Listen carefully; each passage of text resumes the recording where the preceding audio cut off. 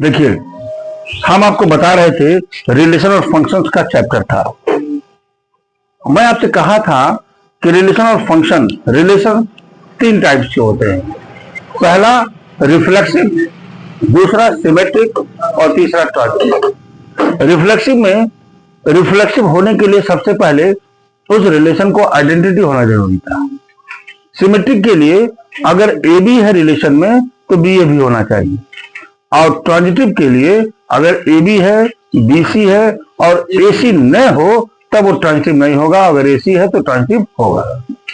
ए भी बोला था कि अगर ए बी है और बी सी नहीं है तो ट्रांजिटिव होगा, बोले थे ना। इसका मतलब होता है कि किसी एक ही कंडीशन पर कोई रिलेशन ट्रांजिटिव नहीं होगा जब ए बी होगा, बी सी होगा और ए सी नहीं होगा। सारी चीज हम आपको समझा चुके थे। आज ये एग्जाम्पल नंबर 2 की बात हम कर रहे हैं। अभी जब आप पढ़ेंगे तो ये क्लियर हो जाएगा। उसके पहले हमने बताया था कि अगर कोई रिलेशन रिफ्लेक्सिव भी हो, सिमेट्रिक भी हो और ट्रांजिटिव भी हो तो वह रिलेशन इक्विवेलेंस रिलेशन कहलाता था, यानी तुल्यता संबंध हिंदी में कहते हैं इसको। ठीक है, कह क्या रहे हैं देखिए। मान लीजिए टी किसी समतल में स्थित समस्त त्रिभुजों का एक समुच्चय है। ये जो एक टी लिखा हुआ है, देखिए जब मैं इसके सॉल्यूशन पर जाऊंगा, सॉल्यूशन में टी क्या है? समस्त त्रिभुजों का एक समुच्चय। क्या है? समस्त त्रिभुजों का एक समुच्चय है। ध्यान दीजिएगा, समस्त त्रिभुजों का एक समुच्चय है। कहने का मतलब इस टी में सारे त्रिभुज भर दिए गए हैं, सारे त्रिभुज इसमें हैं। अब उसी में से एक रिलेशन बनाया जा रहा है। वो रिलेशन क्या है? समुच्चय टी में आर एक ऐसा रिलेशन है जो T1 और T2 है। T1 T2 में क्या रिलेशन है? T1 T2 के सर्वांगसम है। बात समझ रहे हैं ना? तो कह रहा है एक संबंध है तो सिद्ध कीजिए कि R एक तुल्यता संबंध है। R एक तुल्यता संबंध मतलब है कि इस रिलेशन को हमको तीनों प्रूव कर देना है कि ये रिफ्लेक्सिव भी है, सिमेट्रिक भी है और ट्रांजिटिव भी है, अपनी लॉजिक को लगा करके। देखिए मैं करने जा रहा हूं। यहां लिखेंगे फॉर रिफ्लेक्सिव। रिफ्लेक्सिव माने होता है स्वतुल्य रिलेशन। बात तो समझ पा रहे होंगे।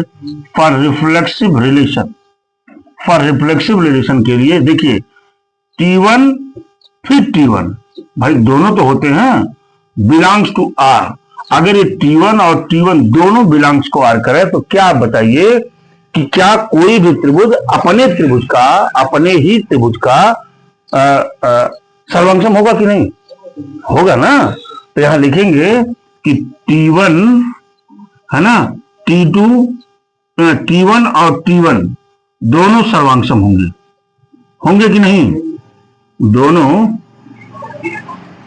दोनों सर्वांगसम होंगे भाई, इसमें कहीं से दो राय नहीं है। क्यों? हो गया। अच्छा, इसलिए रिलेशन रिफ्लेक्सिव है। अब मैं यहां बात करूं फॉर सिमेट्रिक रिलेशन का। ध्यान देना भाई शेरू, फॉर किसकी बात कर रहे हैं? सिमेट्रिक रिलेशन की। अगर हम सिमेट्रिक रिलेशन की बात करें, सिमेट्रिक रिलेशन में क्या है? T1, T2 belongs to R। क्या मतलब है कि T1 T2 के सर्वांगसम है, यानी कॉन्ग्रुएंट है कि नहीं है? T1 T2 के सर्वांगसम है। अच्छा, तो ये देखिए T2, T1 अगर कर दिया जाए तो उल्टा सीधा एक समान दोनों हो जाएगा। भाई क्या करना है इसमें? तो यहां लिखेंगे आप कि T2, यहां मार्क लगा दीजिए, सर्वांगसम टू T1, शॉर्टकट हो जाएगा। देखिए यानी ये रिलेशन सिमेट्रिक भी है। अब हम यहां फॉर ट्रांजिटिव की बात कर लेते हैं। देखिए कितना आसान है ये रिलेशन। फंक्शन में कुछ है नहीं बेटा, बस थोड़ा सा आपको ध्यान देना है और क्वेश्चंस को सॉल्व कर देना। फॉर ट्रांजिटिव रिलेशन के लिए देखिए T1, T2 है ना, अगर R को बिलोंग कर रहा है ना, तो क्या मतलब है कि T1 सर्वांगसम टू T2 के सर्वांगसम है। अच्छा, यहीं पर मैं मान लूं कि T2 T3 belongs to R, यहां पर मैं लिख दूं कि T2 जो है T3 के सर्वांगसम है। तो क्या ये दोनों स्टेटमेंट ये नहीं बता रहे हैं कि तब T1 और T2 के सर्वांगसम होंगे? होंगे ना। तो इसलिए आप यहां कह सकते हैं, इसलिए T1 कामा T3 भी रिलेशन R को बिलोंग करेगा, और यहां पर T1 और ये क्या हो जाएगा, T3 के सर्वंशम हो जाएगा। देखिए, चूंकि ये रिलेशन रिफ्लेक्सिव, सिमेट्रिक और ट्रांजिटिव तीनों है, hence we can say that this relation is equivalence relation. क्यों जी शेरू खान, है ना? लिख दीजिए इस बार, सिंस दिस रिलेशन इज क्या, रिफ्लेक्सिव, सिमेट्रिक एंड ट्रांजिटिव, क्योंकि ये रिलेशन दोनों है बेटा, hence this is equivalence relation. क्यों, बात समझ पाए आप? अभी हम 3 नंबर एग्जाम्पल्स भी लूंगा, बिल्कुल इसका क्लियरेंस बढ़ जाएगा। देखिए कितना आसान है ये, कुछ नहीं करना है। एक क्वेश्चन आपके परीक्षा में इसी तरह का पूछा जाता है कि prove that this is equivalence relation. आप क्या करते हैं, तीनों को, रिफ्लेक्सिव को, सिमेट्रिक को और ट्रांजिटिव को दिखा देते हैं।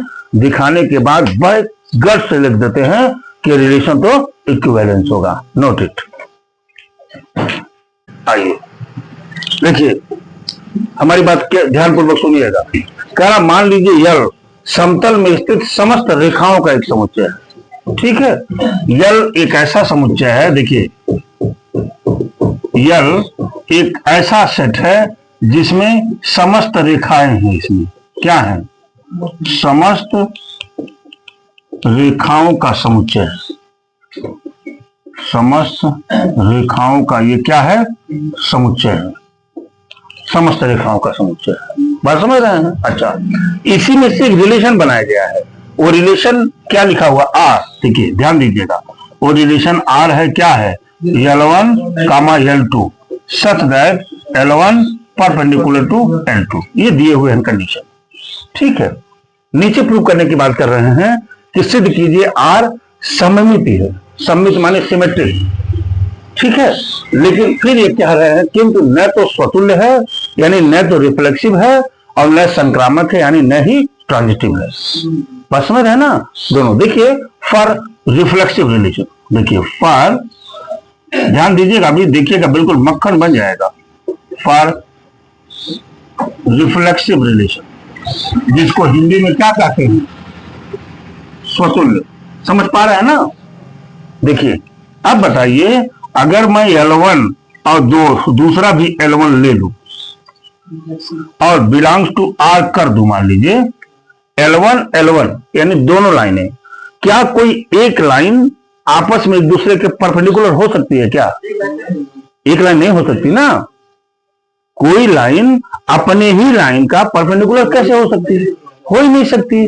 तो आप लिखेंगे कि L1 इज नॉट परपेंडिकुलर। जो चीजें स्पष्ट न लिखने में असमर्थ हो आप सिंबलाइज रिप्रेजेंटेशन में, उसको ऐसे लिख दीजिए, है ना, is not perpendicular to itself. अपने की तो परपेंडिकुलर हो ही नहीं सकती। क्यों जी? इसलिए आप कह सकते हैं कि रिफ्लेक्सिव नहीं होगा। होगा क्या? नहीं होगा। अब सिमेट्रिक की बात कर लेते हैं। देखिए ध्यान से, कितना आसान है। देखिए for symmetric relation,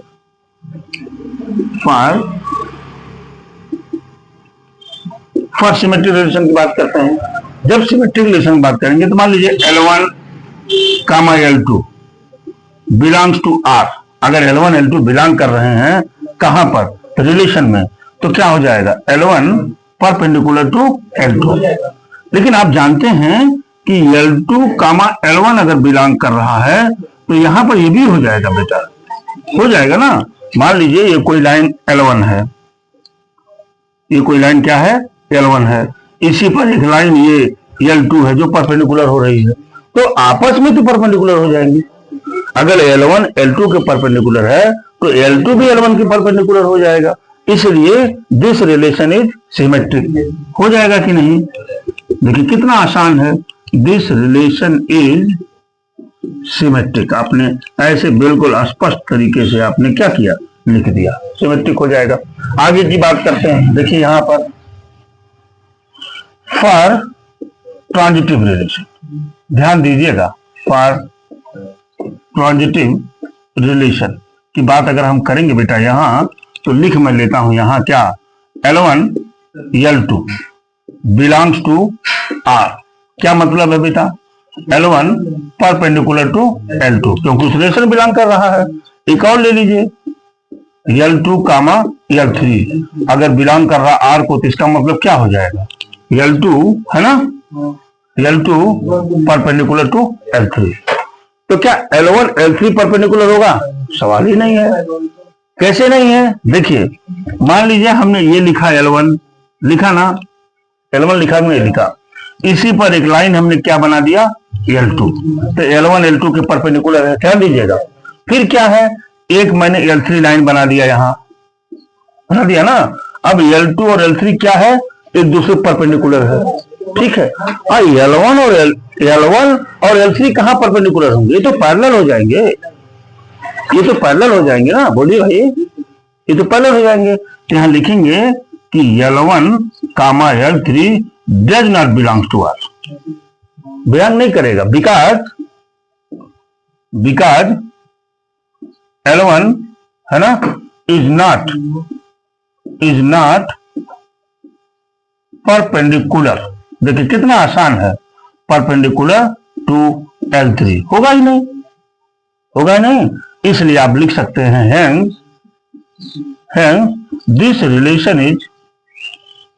hence this relation is symmetric होगा ना, बट नाइदर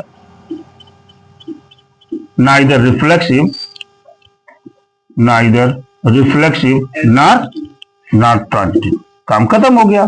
देखिए कितना आसान है ये, नॉट ट्रांजिटिव, कुछ करना ही नहीं था आपको।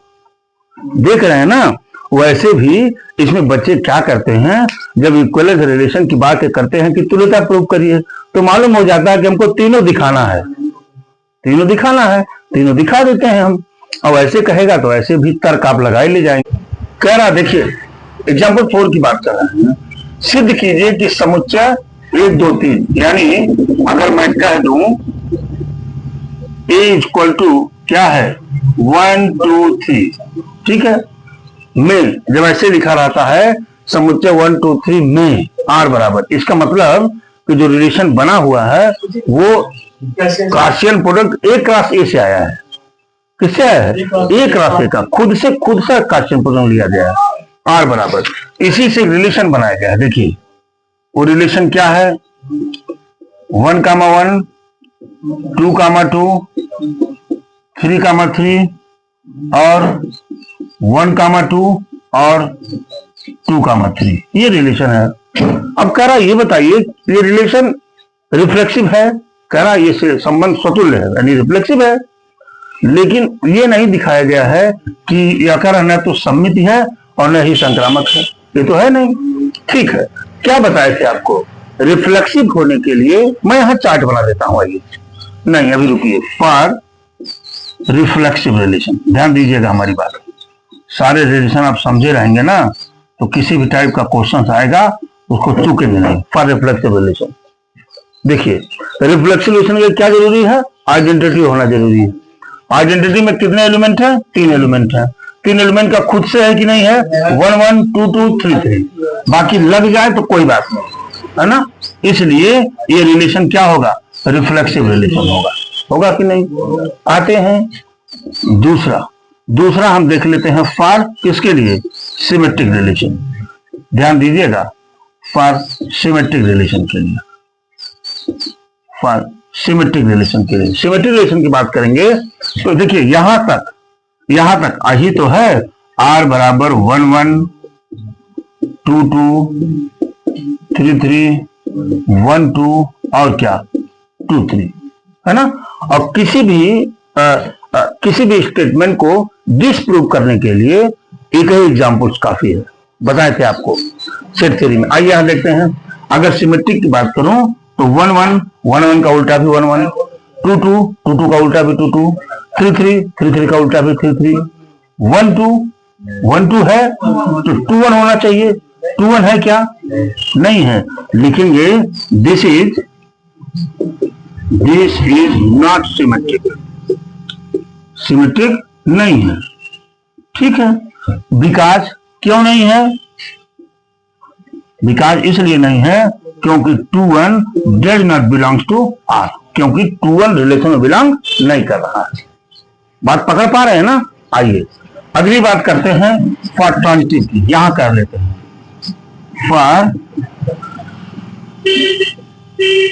For transitive relation. For transitive relation मैंने कहा था कि अगर ए बी है, बी सी है और ए सी ना हो तो ट्रांजिटिव नहीं होगा, यही बोले थे ना। देखिए आइए इस रिलेशन को ध्यान से देखते एक बार पुनः इस रिलेशन को लिखते हैं। ये क्या है? 1 1 2 2 3 3 1 2 और क्या है? 2 3, ये रिलेशन है। तो आप ये आइडेंटिटी वाले को तो छोड़ दीजिए। आइए देखिए 1 1 1 1 है ना, 1 के बाद बी वाला पोर्शन 1 है, तो यहां देखिए बी सी है ना। अरे भाई 1 1 यानी ए बी बी सी है ना। अब क्या चाहिए था? 1 2 चाहिए था, 1 2 है क्या कहीं? अच्छा ठीक है, छोड़ दीजिए। 2 2 है ना, इसके बाद 2 3, अरे भाई 2 3, अब क्या चाहिए?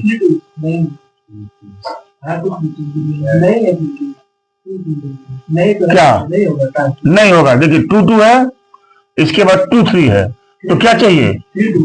3 2 है नहीं, तो अब लिखेंगे यहां कि दिस रिलेशन इज नॉट क्या? ट्रांजिटिव। बात पकड़ पा रहे हो भाई Sheru Khan? Is not transitive. क्यों? क्योंकि 3 2 does not belongs to R, belong नहीं करता, काम खत्म हो गया। देखिए कितना आसान है ये, जो हमने रिफ्लेक्सिव, सिमेट्रिक, ट्रांजिटिव की जो भी कंडीशन आपको बताए हैं उन्हीं कंडीशन को ध्यान में रखिए और इसको प्रूव कर दीजिए।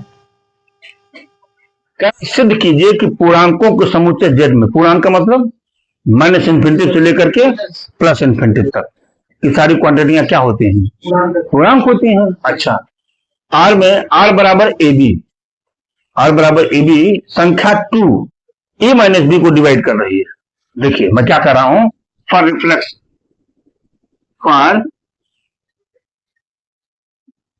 रिफ्लेक्सिव रिलेशन, ध्यान देना बेटा, फॉर रिफ्लेक्सिव रिलेशन की बात कर रहे हैं। फॉर रिफ्लेक्सिव रिलेशन में देखिए मान लिया जाए हम ए क्या ले लेते हैं?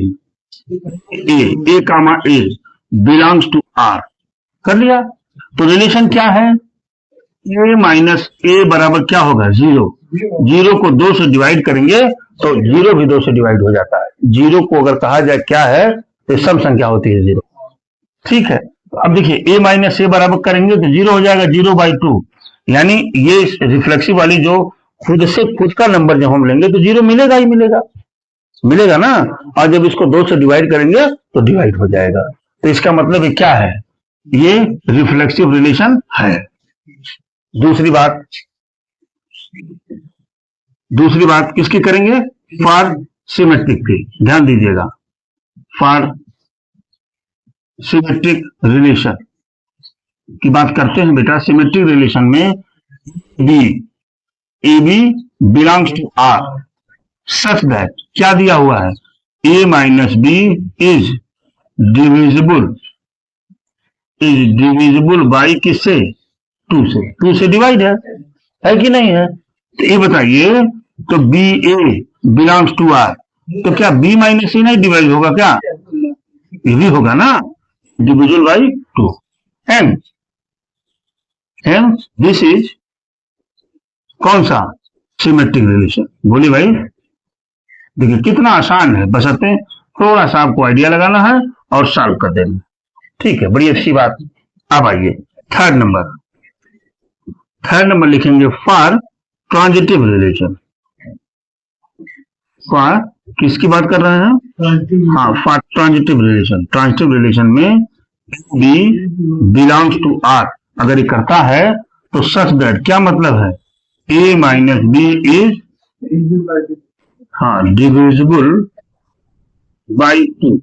ठीक है, फिर यहाँ क्या लिखेंगे, B C belongs to R, यहां लिखेंगे B minus C is divisible